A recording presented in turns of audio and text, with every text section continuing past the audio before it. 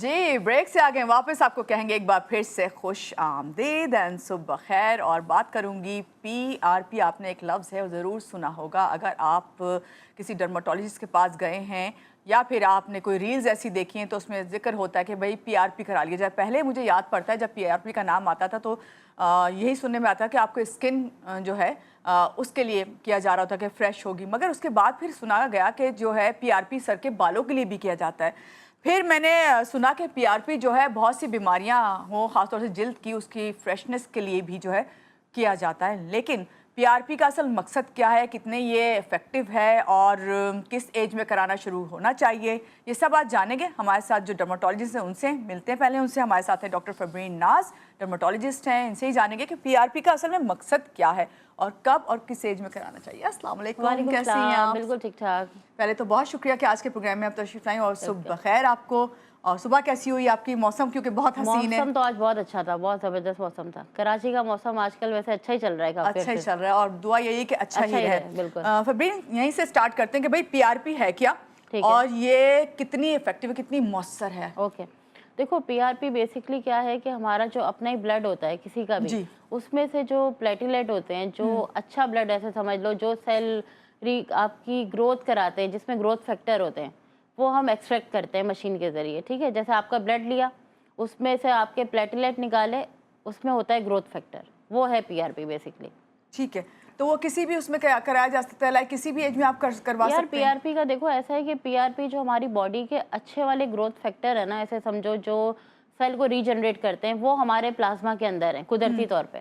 उसको हमने मशीन से निकाला, ठीक है, प्लाज्मा निकाला। अब हम उसको सर में लगा सकते हैं, बालों में लगा सकते हैं, फेस पे लगा सकते हैं, जॉइंट पेन में लगा सकते हैं। ठीक है, जहाँ पर आपके मतलब कहीं भी बॉडी में आपको जहाँ रीजनरेशन की ज़रूरत है, जहाँ आप चाह रहे हैं कि आपके सेल जो है रीजनरेट हो जाए, उसमें हम यूज़ कर सकते हैं। अच्छा, जब आप पीआरपी करवाने जाते हैं डॉक्टर फरबरीन, मुझे बताएं, एक ऐसे आपको जब ये बात करी तो मेरे जहन में बात आई कि पीआरपी अगर आपके ही ब्लड से है और आपके ब्लड से ही वो आपके गुड निकालना, प्लाज्मा निकाल के फिर आपके इंजेक्ट करना, तो जब आपके ब्लड अच्छा है तो फिर उसको ऑटोमेटिकली बॉडी पे असर करना चाहिए। अच्छा, लेकिन जब ये किसी प्रोसेस के थ्रू गुजर के फिर इंजेक्ट किया जाए तो फर्क पड़ता है, अदरवाइज नहीं? देखो बेसिकली ब्लड में तो और भी बहुत सारी चीजें हैं ना। ब्लड में हमारे वेस्ट मटेरियल भी हैं, उसमें से वेस्ट मटेरियल निकल जाता है। उसमें से वेस्ट मटेरियल निकल जाता है। सिर्फ आपके जो ग्रोथ फैक्टर होते हैं प्लाज्मा के अंदर, वो रह जाते हैं, उसको एक्सट्रैक्ट करते हैं। बेसिकली तो ब्लड में बहुत सारी चीजें हैं ना, आपके नाइट्रोजन भी है और वेस्ट भी है, तो सारा ब्लड तो आपका काम का नहीं है। अच्छा, तो ये बताएं लेकिन ये कितना फायदेमंद है? यार फायदेमंद तो बहुत है ये, लेकिन डिपेंड करता है कि आप किस जगह पे यूज़ कर रहे हो बॉडी में और कितना यूज़ कर रहे हो, आपकी मशीन कौन सी है, प्लाज्मा की, सारी चीज़ें डिपेंड करती हैं। आपने कहा ना कि क्या कहते हैं, ये इस पे ये गौर करने की जरूरत है कि आप कितना उसमें सिटिंग करवा रहे हो, या क्या यही आप कहना चाह रही है ना? सिटिंग के अलावा देखो जैसे हम फर्ज करो हेयर फॉल पे जाते हैं, हेयर पे जाते हैं, ठीक है, अगर हम हेयर के लिए करवा रहे हैं तो उससे हेयर में बेसिकली इसका काम क्या है, क्या करता है पीआरपी हेयर में पीआरपी ये करेगा कि आपके जो फॉलिकल है उसको स्टिमुलेट करेगा, ठीक है, जिससे आपका हेयर फॉल रुकेगा, आपकी ग्रोथ अच्छी हो जाएगी, आपका जो अपना ही बाल है ना नेचुरल हेयर, उसकी डेंसिटी अच्छी हो जाएगी, वॉल्यूम अच्छा हो जाएगा। तो ये सारी चीजें पीआरपी से होती है। लेकिन ऐसा नहीं है कि आपने एक सेशन कराया और आपका जो है, इसी प्यारे लगी थी कि पीआरपी अगर बाल झड़ हैं तो, और काफी अरसे से झड़ हैं और आप जो है देख रहे हैं कि भाई खास तौर से फ्रंट जो है, बिल्कुल वो अक्सर हमने देखा है खवातीन का। पीआरपी से ऐसा होता है, अगर आपका एलोपेशिया स्टार्ट हो रहा है और आपकी बालों की जड़ें हैं तो आपका पीआरपी बेस्ट रहता है उस पर। वो आपकी रीग्रोथ जल्दी करा देता है। हाँ, अगर फॉलिकल ही नहीं है, आपके जड़ें ही खत्म हो गई, तो फिर उस पर फिर पीआरपी काम नहीं करेगा। अच्छा, पीआरपी पहले इतना कॉमन नहीं था डॉक्टर फरबरीन, जब से ये बालों के उसमें आया है ज्यादा कॉमन हो गया, तो क्या इससे सिर्फ बालों के उसके लिए इलाज होता है, वो जो जिल्द की बीमारी है उसका भी इलाज होता है? अच्छा देखो, इसमें मैं आपको बताऊं, पीआरपी अगर हम बालों में यूज कर सकते हैं, फेस की रीजनरेशन के लिए यूज कर सकते हैं, dark circle, open pores, scars, ऐसे समझ लो, टू टोन में भी हेल्प करता है, वो नेक की जो फाइन लाइंस हो जाती हैं उसमें हेल्प करता है। फिर इसके अलावा हाथों में लगा सकते हैं, पैरों में लगा सकते हैं, फिर आपके जॉइंट्स में लगता है, जॉइंट पेन के लिए लगता है। अच्छा, फिर जो आपके समझ लो स्किन की ऐसी डिजीज है, अल्सर है या एक्सेस हो जाते हैं बहुत ज़्यादा, जो जल्दी हील नहीं होते, या डायबिटिक पेशेंट जो होते हैं जी, उनका जो डायबिटिक फुट हो जाता है, उसमें बहुत हेल्प करता है ये। तो मल्टीपल इसके बेनिफिट्स हैं। अच्छा, लेकिन अभी फिर वह बात वहीं आ जाती है कि डेंटल में यूज होता है, डेंटल तक में पीआरपी यूज हो रहा है गम्स के लिए। ओके, ये वही, Gums लेकिन के प्रोसेस regeneration वही में- होता है, आपका ही ब्लड लेके हाँ उसको बिल्कुल ऐसे ही है, प्रोसेस के थ्रू जो ऐसे है ही फिर है, आपके ऐसे ही है। इंजेक्ट किया जाता है। ऐसे ही है। अब यहाँ पे बात ही आ जाती है, हर एज के पेशेंट आते होंगे, ठीक है। क्या यंगस्टर्स को भी पीआरपी की जरूरत होती है? यार यंगस्टर्स में अगर आप समझो हेयर फॉल हो रहा है किसी का, उसका बहुत weight- बच्चियां हैं आजकल उसका जो है ऐसे पढ़ाई समझो- का उसका बहुत देखो जैसे तुम समझो विटामिन डी सही है, सारी चीजें ठीक है, और फिर भी उसका हेयर फॉल हो रहा है, तो उसके लिए भी पीआरपी बेस्ट है। अच्छा, यंगस्टर भी करा सकते हैं बिल्कुल, यंगस्टर भी क्योंकि करा इसमें यह है कि इसमें साइड इफेक्ट नहीं है ना, आपका अपना ही ब्लड है, उसी का प्लाज्मा ले रहे हैं, कोई एक्स्ट्रा आपको आर्टिफिशियल चीज इंजेक्ट नहीं हो रही उसमें। ठीक है। जो 40 अबव होते हैं Yes, उनके लिए yes. कितनी मौसर है, और ख़ास तौर से जो है ख़वातीन के लिए हेयर ना, के लिए? हेयर के लिए यार हेयर के लिए मैंने आपको बताया ना, पीआरपी आप ऐसे समझो कि एक आपके बालों को हेल्दी कर देगी, जल्दी आपका फॉलिकल अच्छा कर देगी, आपकी डेंसिटी बढ़ा देगी, आपकी ग्रोथ को फास्ट कर देगी। और उसमें कितनी सिटिंग करनी पड़ेगी नॉर्मली 4 to 6। 4 to 6 कितना एक्सपेंसिव होता है? मैं चलें प्राइस नहीं पूछूंगी, लेकिन ये यार जरूर मुझे अफोर्डेबल है कि नहीं? अच्छा देखो मैं तुम्हें बताऊं एक्सपेंसिव का क्या है यार, पीआरपी अभी आजकल जैसे तुम्हें पता होगा कि इतने एस्थेटिक बन गए, सैलून में बन गया हर चीज, तो वो डिपेंड कर रहा होता है आपकी मशीन पे। अगर आपकी मशीन ही कोई बहुत ही सस्ती वाली है जिससे प्लाज्मा भी आपका ऐसे ही नॉर्मल सा प्लाज्मा निकल रहा है, तो तुम समझो पीआरपी की जो प्राइस रेंज है ना 3000 से स्टार्ट है और 50,000 तक जाती है, या शायद हो सकता है उससे अब भी जाती हो। तो वो डिपेंड करता है आपकी पीआरपी की किट कौन सी यूज हो रही है उसमें। ये तो नॉलेज एक आम बस ये बात है इंसान ना, को नहीं हाँ, होती ना, जो है। पेशेंट आपके आप पास एक आ रहा है। नॉर्मल पीआरपी समझ लो कि अगर एक नॉर्मल एवरेज पीआरपी है ना तो वो 8-10 हज़ार तक होती है। ठीक है। डॉक्टर फबरीन, क्या इसके कोई साइड इफेक्ट्स हैं, कोई खतरात हैं कि अगर आप जो हैं ये पीआरपी करवा रहे हैं, और फिर आपने कहा कि ऐसी किट्स जो कि इतनी मौसर यार नहीं है, देखो तो पता है क्या होता है, होंगे उसके? अगर आपके ब्लड में कोई ऐसी डिजीज है, जैसे कोई अगर कैंसर पेशेंट है, या अगर आपको कोई और ऐसी ऑटो इम्यून डिजीज है, और हम उसी का प्लाज्मा जो है फेस पे इंजेक्ट करते हैं, तो कभी कभी उससे रिएक्शन भी हो जाते हैं।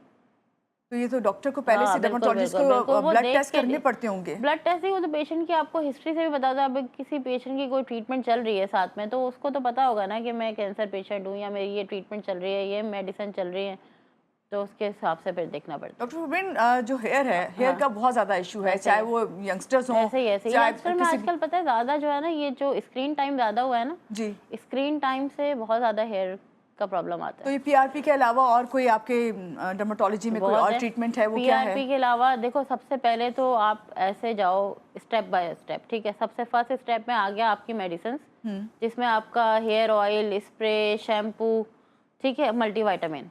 सेकंड स्टेप में फिर आप जाओ पीआरपी। फिर थर्ड स्टेप है पीआरपी से एडवांस है पीआरएफ, प्लेटलेट रिच फाइब्रिन। उसमें क्या होता है? उसमें ये होता है कि उसमें और समझो कि ग्रोथ फैक्टर एक्सट्रैक्ट करते हैं, उसमें स्टेम सेल्स भी आ जाते हैं। फिर उसके बाद फोर्थ पे जाओ, फिर आप एक्सोसोम आ गया। एक्सोसोम क्या होता है, उसमें बिलियंस में मिलियंस में जो है आपके स्टेम सेल्स होते हैं, तो उससे रिजल्ट फास्ट आता है। ये सारा लेकिन प्रोसेस का ब्लड के थ्रू होता है, या इसमें ट्रीटमेंट देखो डिफरेंट है? जैसे एक्सोसोम है ना, वो ब्लड के थ्रू भी हो सकता है आपका, उसकी अपनी एक मशीन आती है, तो उसमें क्या होता है कि आपके ब्लड से ही एक्सोसोम बना लेते हैं। फिर दूसरे आर्टिफिशियल एक्सोसोम भी आते हैं जो ह्यूमन बेस्ड हैं, प्लांट बेस्ड हैं, और इस तरह से डिफरेंट। वो फिर एक्सपेंसिव होता चला जाता होगा। डॉक्टर फबरीन, अभी आपने जब स्टार्ट किए ये बात कि भाई बालों के लिए और भी ट्रीटमेंट्स हैं, सबसे पहले मेडिसिन, एक मेडिसिन है या विटामिन कहेंगे उसे, मुझे नहीं पता, बायोटिन। पहले ये कभी इसका जिक्र तक नहीं था, लेकिन अब जब पहले सिर्फ जिंक का पता होता था कि चलो बहुत ज्यादा है जो है ना हेयर के लिए, बायोटिन आया है, आई थिंक 10,000, 2,500 इस तरह करके एमसीजी इस तरह कुछ है, उस पर लिखा हुआ था। तो क्योंकि मैं यूज करती हूँ तो इस वजह से मैं आपको बता पा रही हूँ, वरना मुझे इतनी नॉलेज कहाँ। आप इसीलिए बैठी हैं कि आप बताएंगी। तो ये कितना इफेक्टिव है और कब यूज करना चाहिए? देखो बायोटिन बालों के लिए इफेक्टिव है अगर आपके बाकी जितने भी पैरामीटर्स है ना वो पूरे हैं। जैसे अगर नॉर्मली जो हेयर फॉल हो रहा था ना, सबसे ज्यादा विटामिन डी की कमी से होता है। ठीक है, अगर आपका विटामिन डी ऑलरेडी कम है, आप बायोटिन खाते रहो तो बालों पे तो फर्क नहीं पड़ेगा ना, लेकिन बायोटिन का एज सच अपना रोल है बालों में। ठीक है, यानी कि अच्छा रोल है, खा सकते हैं आप। अगर डॉक्टर फबरीन ले रहे हैं बायोटिन तो कितने अरसे तक ले सकते हैं आप? यार बायोटिन नॉर्मली कोई से भी आप मल्टीविटामिन या इस तरह से, जैसे बायोटिन हो गया, जिंक हो गया, मैग्नीशियम हो गया, 3 मंथ आप लो, फिर उसके बाद आप गैप करो। कितना गैप करना पड़ता है? 1 मंथ गैप कर दो, ठीक है, फिर ऑन एंड ऑफ लेते रहें इस तरह से। या एक दफा जब आपको लगता है कि आपके बाल अच्छे हो गए 3 महीने 6 महीने, उसके बाद फिर आप इसको ऑन एंड ऑफ ले लो, अल्टरनेट डे पे ले लो या हफ्ते में 2 बार ले लो इस तरह। जी डॉक्टर फरवीन, अभी आप हमारे साथ हैं। अभी हमने आपसे बहुत सारी और भी बातें करनी है और ये भी जानना है कि हम अपने स्किन को और किस तरह बेहतर से बेहतर कर सकते हैं। और आपने जिस तरह ये बताया है, खासतौर से पीआरपी के हवाले से, मेरा ख्याल है कि हमारे नाज़रीन जो इस वक्त सुन रहे थे या देखा है जिन्होंने, वो इस बात को समझ सकते हैं कि पीआरपी जो है कितना इफेक्टिव है। और सबसे मेन चीज़ ये जानना ज़रूरी है आपको कि जब भी आप कहीं पे भी किसी भी डर्माटोलॉजिस्ट के पास जाएं तो ये ज़रूर जान लें कि वो कौन सी किट या कौन सा तरीका इलाज जो है वो पीआरपी के थ्रू आपके कर रहे हैं और कितना इफेक्टिव है आपका खुद का ब्लड, ये जानना ज़रूरी है। यहाँ लेते हैं एक छोटी सी ब्रेक के बाद वापस आते हैं, रहिएगा हमारे साथ।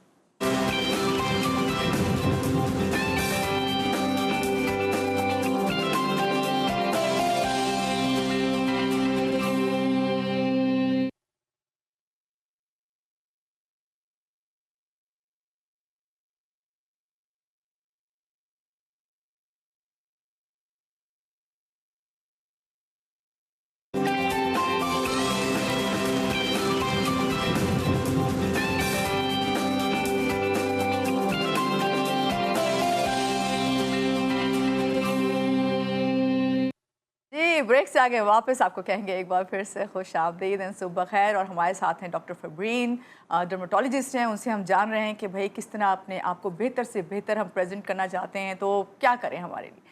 तो अभी जब बात करूंगी तो मैं करूंगी वाइटनिंग थेरेपी। ये वर्ड वैसे मैंने आज पहली बार सुना है, वाइटनिंग थेरेपी। वाइटनिंग के हवाले से दूसरी चीज़ें तो मैं सुनती रहती हूँ और बहुत सारी एस्थेटिक क्लिनिक से हमारे पास आते भी हैं, डॉक्टर्स भी आते हैं, वो बताते हैं।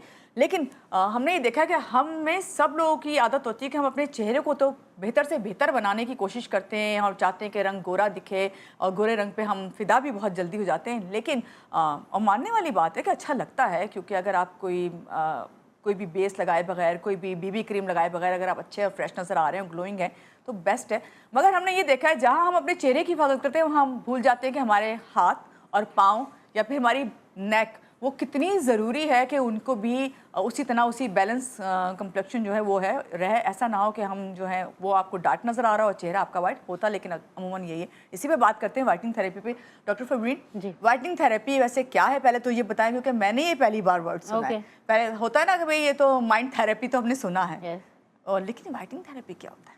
यार वाइटनिंग थेरेपी में बहुत सारी चीज़ें आती हैं। अब अगर आप ड्रिप्स से स्टार्ट करो या ट्रीटमेंट से स्टार्ट करें, आजकल देखिए ड्रिप्स का बहुत ज़्यादा कॉन्सेप्ट है कि वाइटनिंग ड्रिप्स ग्लूटाथियोन और विटामिन सी। यस ऐसे ही है। बेसिकली देखो ग्लूटाथियोन क्या है, एंटीऑक्सीडेंट है।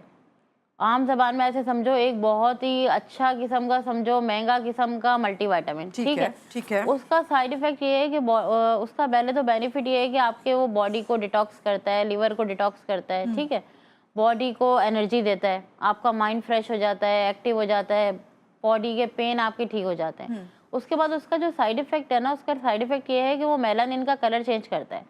ऐसा कोई इंजेक्शन नहीं बना जो आपको काले से गोरा कर दे, ठीक है, या कोई मेडिकेटेड कोई ऐसी चीज आ गई, कोई ऐसा सॉल्ट आ गया जो आपको गोरा कर दे, ऐसा नहीं है। वो क्या करता है कि आपकी बॉडी को जब डिटॉक्स करता है तो आपका कॉम्प्लेक्शन बेहतर होना शुरू हो जाता है, ग्लो आना शुरू हो जाता है, पिगमेंटेशन आपकी कम हो जाती है।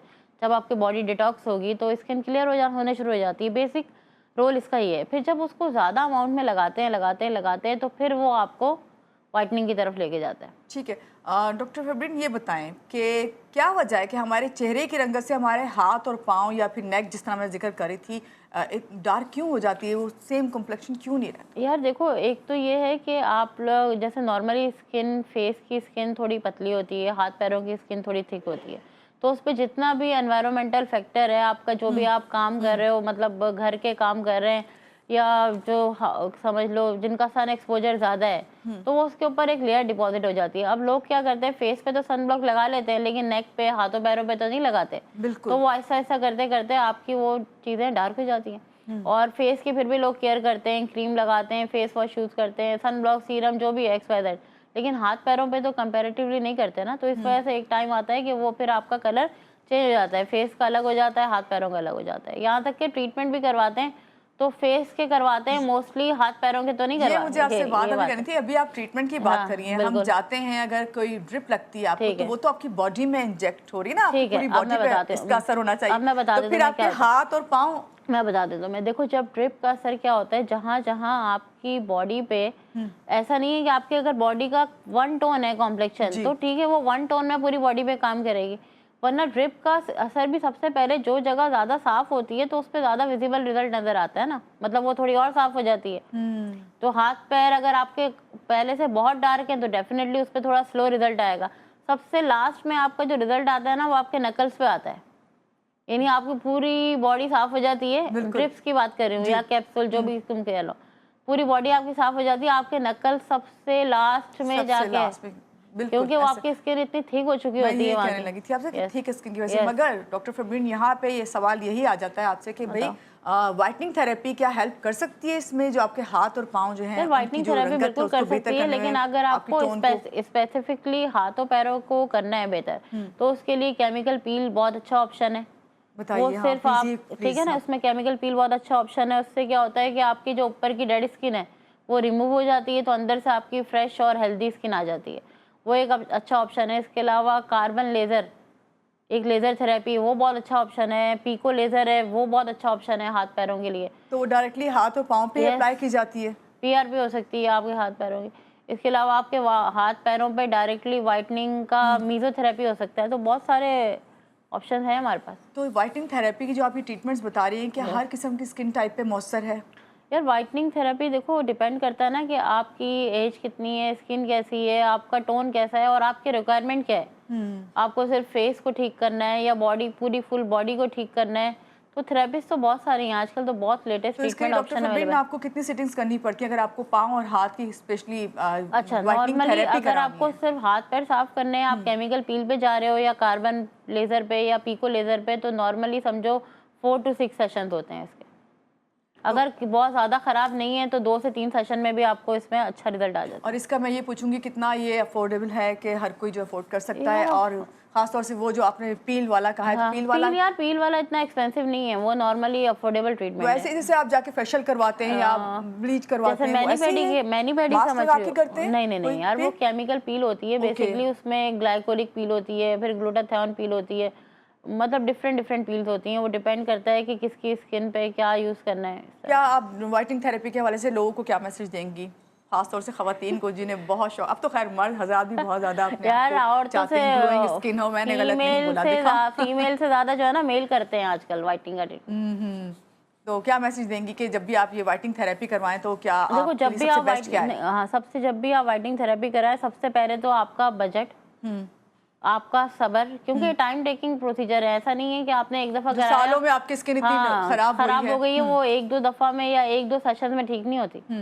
और इंजेक्शन पे भी जो लोग जाते हैं या ड्रिप्स पे भी जाते हैं, तो मिनिमम आपकी 10-15 ड्रिप्स लगती हैं, 20 लगती हैं, डिपेंड करता है आपका कलर कैसा है, आपका लाइफस्टाइल कैसा है और आपकी रिक्वायरमेंट क्या है। सही। अच्छा, अब अगर कोई बोले कि आप जैसा कलर कर दो, तो वो तो डेफिनेटली फिर उस पर टाइम लगेगा। बिल्कुल, मेरे जैसा तैयार तो हो सकते हैं लेकिन ये बात है नहीं ना, हो सकता। अच्छा डॉक्टर फरबीन, मैंने वो कहा मैं आपको एक और सिटिंग आपसे रखूंगी, लेकिन आपके एक और काम के हवाले से जो मैं आपसे घड़ी कही थी, लेकिन मैं चाहती हूँ कि जो आपको जो फलाई इदारा है जो आप काम कर रही हैं उसके बारे में हमें बताएं थोड़ा सा। यार उसके लिए हम पेशेंट के लिए काम करते हैं मोस्टली, तो जितना भी जो पेशेंट, जो नीडी पेशेंट, किस तरह के मैं बता रही हूँ, वो जो नीडी पेशेंट होते हैं जिनको कोई ऑपरेशन के लिए हेल्प की ज़रूरत है या इस तरह से।